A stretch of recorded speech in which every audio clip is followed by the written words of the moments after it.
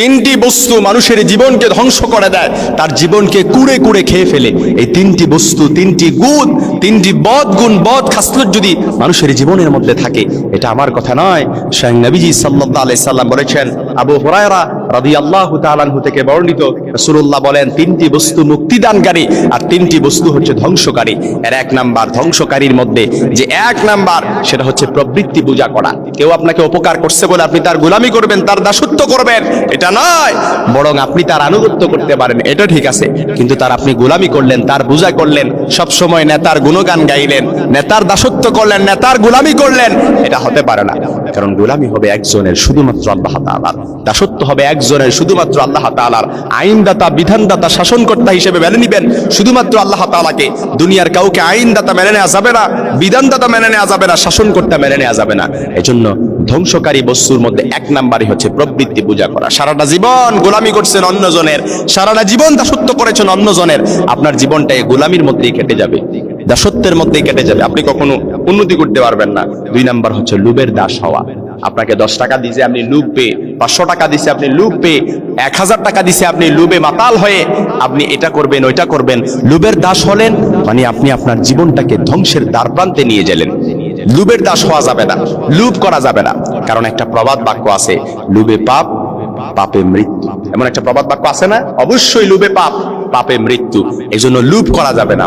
সর্বশেষ 3 নাম্বার ধ্বংসকারী বস্তু হচ্ছে আত্ম অহংকারী করা। ওয়ালা তামশি ফিল আরদি মারহান ইন্নাকা লান তাখরিকাল আরদ ওয়া লান তাবলুগাল জিবালা তুলা। আমার জমিনের মধ্যে অহংকার করে চলাফেরা করো না, দম্ভ করে চলাফেরা করো না। ওয়ালা তামশি ফিল আরদি মারহান, আত্ম অহংকার, এটা আল্লাহ তাআলা পছন্দ করে না।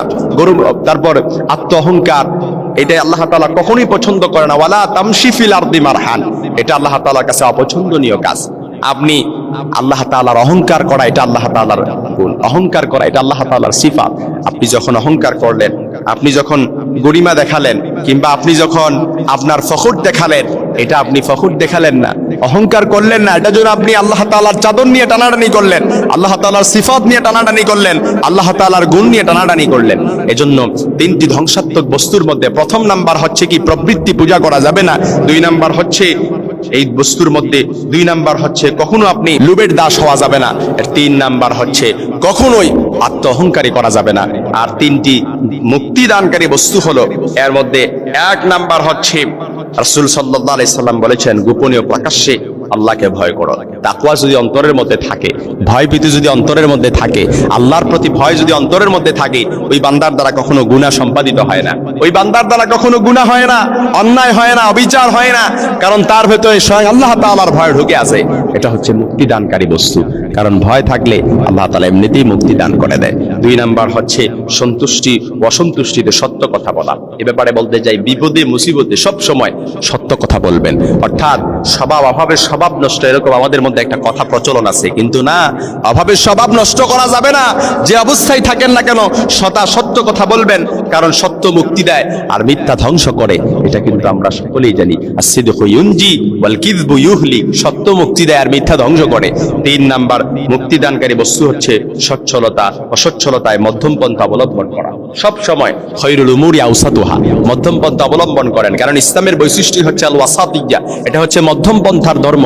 আপনি বেশি বাড়াবাড়িও করবেন না, বেশি সারাসারিও করবেন না, সব সময় মধ্যম পন্থা অবলম্বন করবেন। কারণ এটাই হচ্ছে খৈরুল উমুরি আওসাতুহা, এটাই হচ্ছে মধ্যম পন্থাই হচ্ছে সবচাইতে উত্তম পন্থা। কারণ ইসলাম হচ্ছে মধ্যম পন্থার ধর্ম।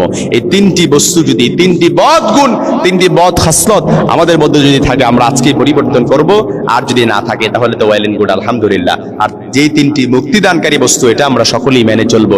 1 নাম্বার হচ্ছে প্রকাশ্যে সবসময় আল্লাহকে ভয় করেন। 2 নাম্বার হচ্ছে সন্তুষ্টি অসন্তুষ্টিতে সত্য কথা বলেন। তারপর হচ্ছে 3 নাম্বার সচ্ছলতা অসচ্ছলতা সব সময় মধ্যম পন্থা অবলম্বন করেন। আল্লাহ তাআলা আমাদের সকলকে সেই সমাজে দান করুন।